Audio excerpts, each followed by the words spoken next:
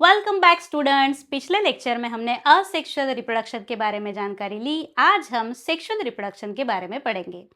तो चलो डेफिनेशन से शुरुआत करते हैं। किसे कहते हैं sexual reproduction? The process of fusion of two compatible gametes और sex cell is called as sexual reproduction. Earlier classes में आपको डिफरेंट पार्ट्स ऑफ प्लांट्स पढ़ाए गए थे, जिसमें root, stem, leaves, flower and fruit का जिक्र किया गया था। अब सवाल उठता है, इनमें से कौन सा पार्ट होता है जो सेक्सुअल रिप्रोडक्शन में टेक पार्ट करता है?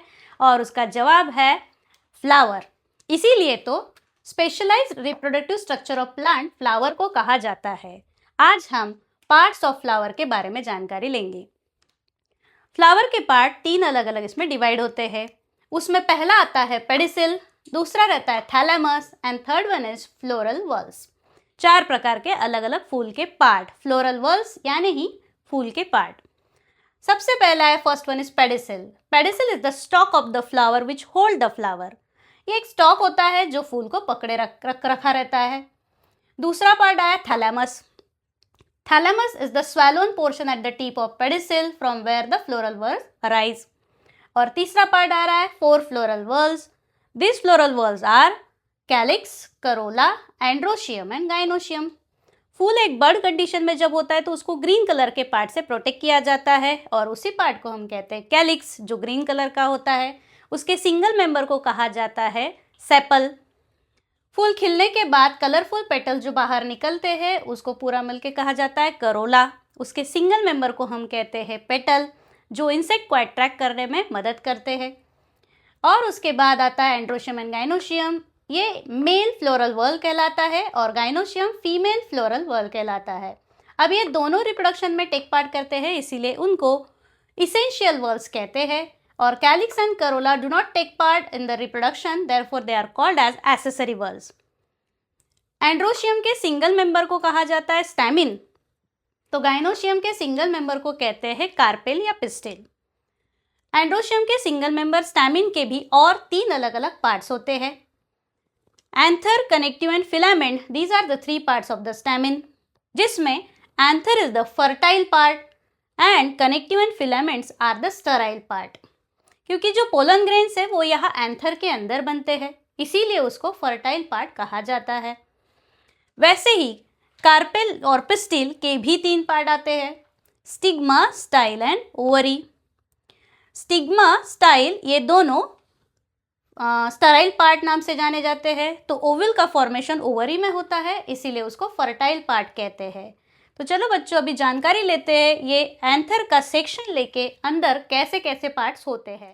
TS of anther mainly consist the two part, that is anther wall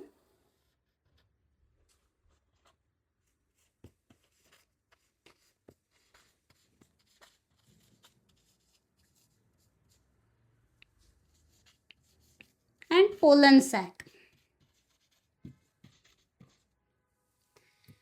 anther जो होता है मेनली डायथिकस एंथर होता है। थीका का मतलब होता है लोब, जिसमें दो लोब होते हैं, ये पहला लोब और ये दूसरा lobe, first and second lobe. इसीलिए एंथर को डायथिकस एंथर कहा जाता है।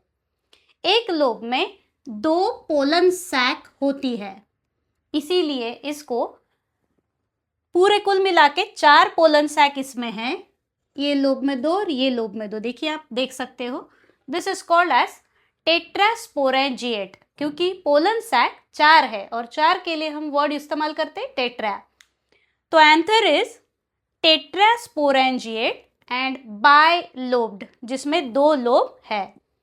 अब चलो अंदर स्ट्रक्चर कैसा है वो देख लेते हैं। एंथर वॉल और पोलन सैक ये एंथर के दो पार्ट है। Anther wall further differentiated into four different type parts and this four parts are, चार लेयर रहती है एंथर वॉल की। पहली लेयर आती है epidermis, second one is endothecium,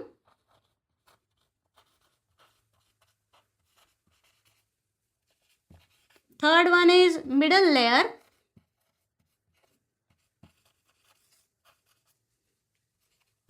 and fourth one is tapetum tapetum. Diagram के मदद से समझ लेते हैं। यहाँ ये जो पूरा पोर्शन दिखाया जाएगा ये रहेगा एंथर वॉल का पोर्शन, और सेंटर में ये जो सैक दिखाए गए हैं इसी को हम पोलन सैक कहते हैं। पहली लेयर का जिक्र हो रहा है जिसको हम कह रहे हैं एपिडर्मिस। सभी में पहला पॉइंट आपका आएगा, it is the first layer of anther wall, इसमें पहला पॉइंट लिखोगे। It is the second layer of anther wall, इसमें लिखोगे it is the third layer of anther wall, और लास्ट में चौथे इसमें लिखोगे fourth layer of anther wall. फिर उसके बाद सेकेंड पॉइंट में आपको मेंशन करना है वो किससे बने हुए रहते हैं। तो सबसे पहले एपिडर्मिस सेल्स ये जो रहते हैं वो फ्लैटेंड सेल्स होते हैं। तो आपको बताना पड़ेगा सिंगल लेयर, डायग्राम में भी दिखाई दे रहा है आपको, epidermis is made up of single layer of flattened cell, जो फ्लैट सेल्स होते हैं उससे वो बने हुए हैं। और उसके बाद आता है फंक्शन। तो फंक्शन क्या रहेगा, प्रोटेक्शन। वो प्रोटेक्ट करते हैं पूरे एंथर को, क्योंकि सबसे बाहरी वॉल का काम वही होता है, प्रोटेक्शन करना। दूसरा है एंडोथीशियम। एंडोथीशियम आपको यहाँ दिखाई दे रहे हैं, these are again the elongated cell की एक लेयर, सेकेंड लेयर हम दिखा रहे हैं, साइमल्टेनियसली हम लेबल भी कर देंगे। सबसे आउटर मोस्ट लेयर को हमने लेबल कर दिया एपिडर्मिस।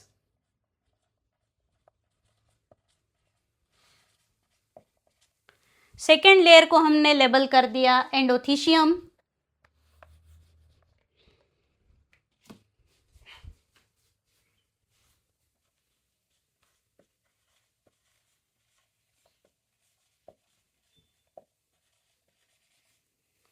अब बारी आ रही है मिडल लेयर की।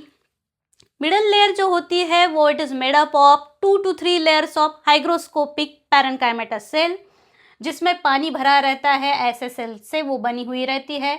डायग्राम में दिखाते वक्त आपको कुछ इस प्रकार उसको दिखाना है, हेक्सागोनल या पॉलीगोनल शेप की ये सेल्स आपको दिखाने हैं, और ये लेयर बड़ी है तो आपको इस प्रकार उसको पूरा फिल कर लेना है।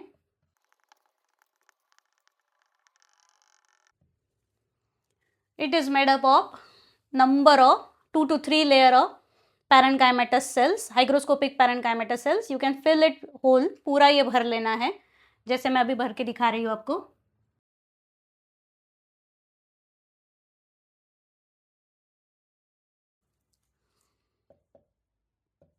ये बन गई है मिडल लेयर, लेबल कर लेते हैं।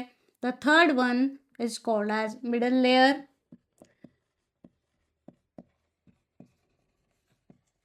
Yes, 2 to 3 layer of parenchymatous hygroscopic cells इसमें होते हैं, उसका भी फंक्शन हम जान लेते हैं। ये हाइग्रोस्कोपिक सेल जैसे जैसे एंथर मैच्योर होता है, सूखने लग जाता है, तो वो एंथर ये जो वॉल्स है वो ब्रेक कर देता है, बर्स्ट कर देता है, उसको डेहिसेंस ऑफ एंथर कहते हैं। ये इनडेहिसेंस एंथर है, बुक में आप डायग्राम देख सकते हैं। जो बर्स्ट नहीं हुआ है, जो फूटा नहीं है, उसको हम इनडेहिसेंस एंथर कहते हैं, और डेहिसेंस माने फूटे हुए एंथर। दोनों एंथर की डायग्राम आपके बुक में दी हुई है। जो हम टेट्रास्पोरेंजेट एंथर की बात कर रहे हैं, जिसमें 2 पार्ट मैंने बताया, एंथर वॉल और दूसरा पोलन सैक, जिसमें हमने एंथर वॉल के 3 लेयर पढ़ लिए अब तक। पहला लेयर था एपिडर्मिस, जो प्रोटेक्टिव इन फंक्शन होता है। एंडोथीशियम, इसका भी काम प्रोटेक्शन के लिए होता है। मिडल लेयर ये ब्रेकिंग ऑफ एंथर के लिए काम में आता है मैच्योरिटी के बाद। और चौथी layer which is again very important, that is tapetum. Tapetum layer जो है, ये जो पोलन सैक है, इस पोलन सैक के अंदर की तरफ आपको ये पिरामिडल शेप के ऐसे सेल दिखाने हैं। ये पिरामिडल शेप के सेल्स को ही हम टैपेटम लेयर कहते हैं। तो फोर्थ लेयर हम यहाँ मेंशन करेंगे डायग्राम में, टैपेटम, जिसमें बहुत बार एग्जाम में जो टैपेटम से सिंथेसाइज्ड होने वाले एक सब्सटेंस का जिक्र किया जाता है, जो क्या फंक्शन दिखाता है वो भी हम अभी जान लेते हैं। Tapetum synthesize one substance called as sporopollenin. Tapetum के द्वारा एक सब्सटेंस सिंथेसाइज किया जाता है जिसका नाम है स्पोरोपोलोनिन। क्या फंक्शन होता है ये स्पोरोपोलोनिन का, इसके बारे में जब हम एंथर का स्ट्रक्चर पढ़ेंगे, सॉरी एंथर नहीं, पोलन ग्रेन का स्ट्रक्चर पढ़ेंगे, तब हम पोलन ग्रेन के प्रोटेक्टिव वॉल में इसका फंक्शन होता है स्पोरोपोलोनिन का, उसके बारे में जानकारी लेंगे। अब हो गया टैपेटम के बारे में। इसके बाद अंदर आते हैं, अंदर की तरफ के ये जो सैक है, ये चारों सैक को नाम दिया जा रहा है पोलन सैक। पोलन सैक को ही दूसरा नाम दिया जाता है माइक्रोस्पोरेंजियम।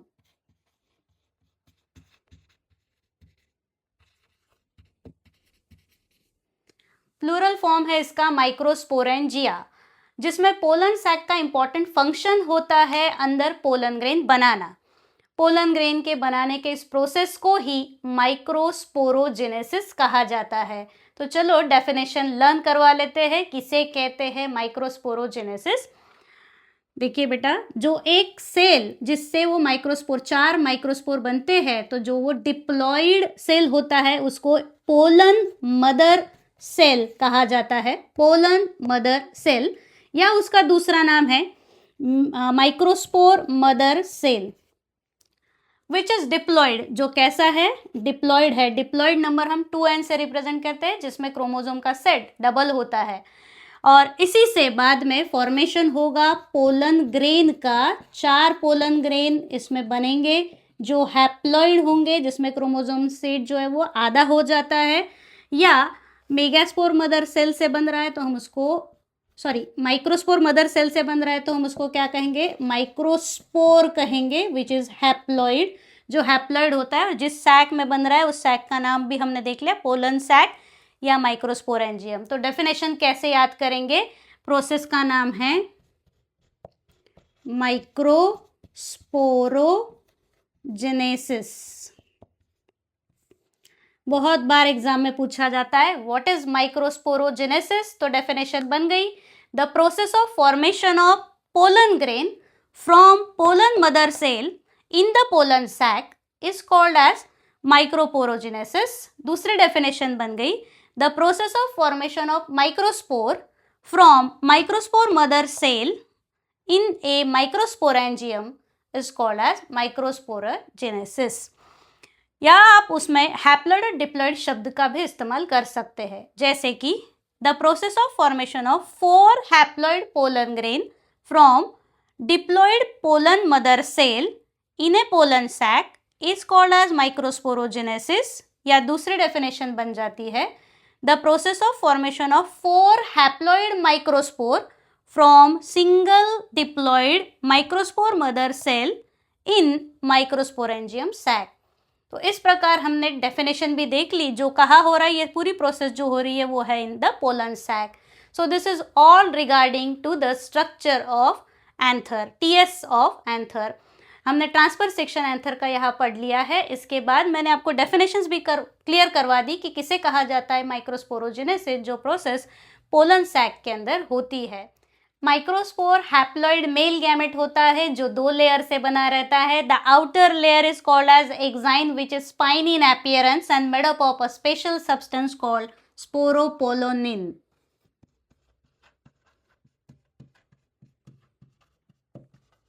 यही वो स्पोरोपोलोनिन सब्सटेंस है जिसके कारण बहुत दिनों तक ये जो माइक्रोस्पोर है उसको प्रोटेक्ट किया जाता है, क्योंकि ये नॉन डिग्रेडेबल सब्सटेंस होता है।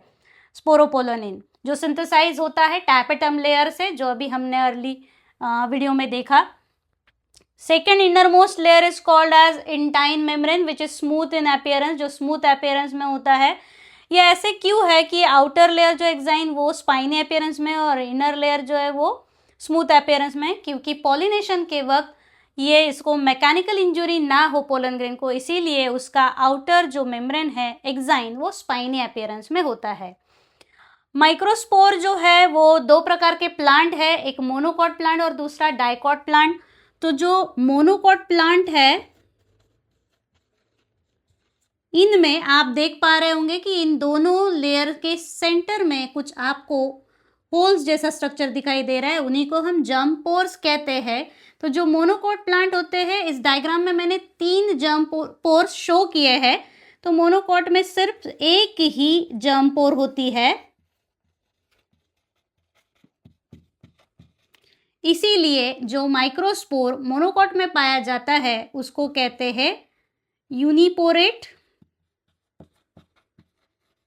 या मोनोपोरेट। और जो डाइकॉट प्लांट होते हैं इनमें 3 जर्म पोर्स होते हैं, जैसे कि डायग्राम में दिखाए गए हैं। तो 3 जर्म पोर्स आर प्रेजेंट, इसीलिए इनको ट्राइपोरेट कहा जाता है। So this is all regarding to the structure of microspore. ये भी शॉर्ट नोट के लिए पूछा जाता है माइक्रोस्पोर का स्ट्रक्चर। तो इस प्रकार यहाँ पे पूरी हमने जानकारी टीएस ऑफ एंथर और उसके अंदर का माइक्रोस्पोर के स्ट्रक्चर के बारे में ले ली। Thank you.